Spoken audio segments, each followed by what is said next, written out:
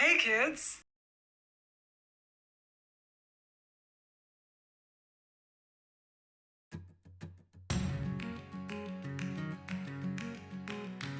Ultimately, this is to ensure that your child is in a good place socially and emotionally to embark on their medical transition, including any transition goals, any transition goals. This comes in the form of communication or a letter from their therapist that meets standards provided by WPATH, the World Professional Association for Transgender Health.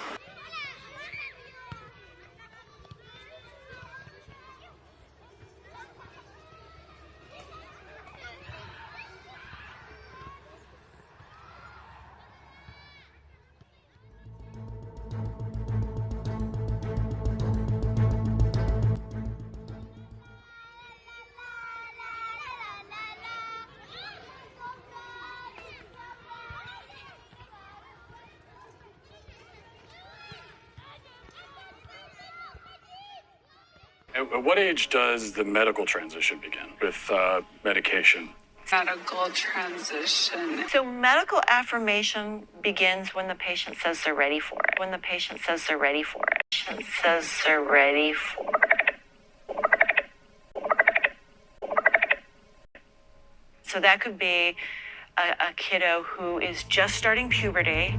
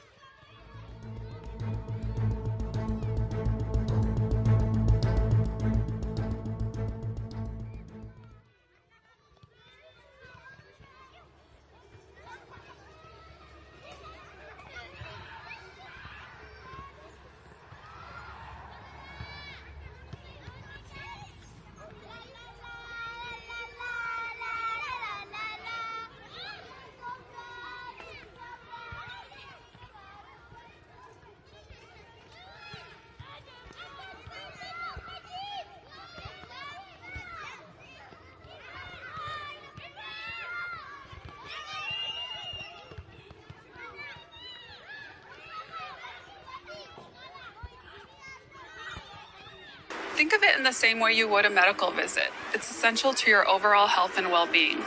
With that in mind, I'd like you to hear from a patient of mine. My name is Chloe Cole, and I am a 17-year-old detransitioner from the Central Valley. I was medically transitioned from ages 13 to 16. My parents took me to a therapist who affirmed my male identity, and the therapist did not care about causality or encourage me to learn to be comfortable in my body. He brushed off my parents' concerns about the efficacy of hormones, puberty blockers, and surgeries. Any transition goals. My parents were given the threat of suicide as a reason to move me forward in my transition. This comes in the form of communication. My endocrinologist, after 2 to 3 appointments, put me on puberty blockers and injectable testosterone. At age 15, I asked to remove my breasts. My therapist continued to affirm my transition. Medical transition. I attended a top surgery class that was filled with around 12 girls that thought they were men. Most were my age or younger. None of us were going to be men. We were fleeing from the uncomfortable feeling of becoming women. I was unknowingly physically cutting off my true self from my body, irreversibly and painfully. Our trans identities were not questioned. I went through with surgery. Despite having therapists and attending the top surgery class, I really didn't understand all of the ramifications of any of the medical decisions I was making. I wasn't capable of understanding, and it was downplayed consistently. My parents, on the other hand, were pressured to continue my so-called gender journey with a suicide threat.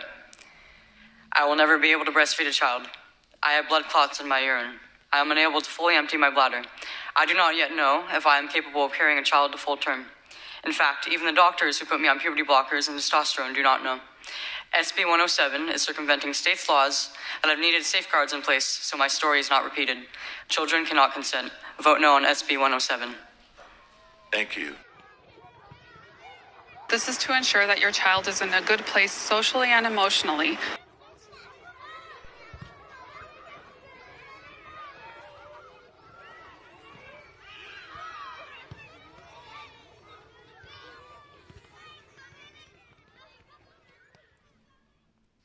what's the youngest patient that you've operated on? The youngest patient I've done vaginoplasty on Any transition goals? is age 16.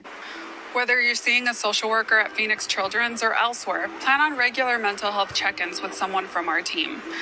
Think of it in the same way you would a medical visit. It's essential to your overall health and well-being. With that in mind, I'd like you to hear from a patient of mine, Rue, and her father, RC. Hi, my name is Rue. I use she, her pronouns. I started transitioning when I was 12.